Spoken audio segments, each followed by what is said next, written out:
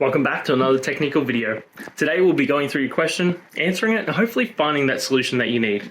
Guys, remember to stay just a little bit crazy like me, and hopefully you find that resolution you need. Anyway, let's continue on.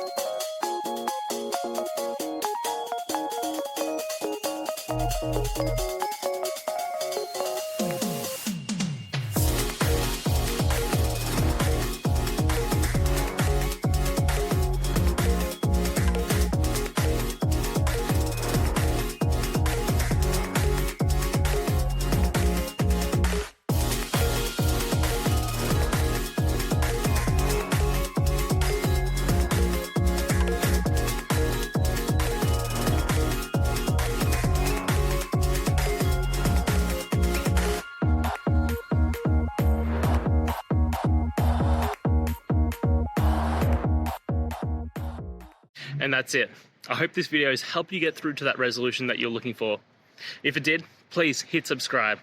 And until next time you need technical help, I hope you have a good one. Cheers.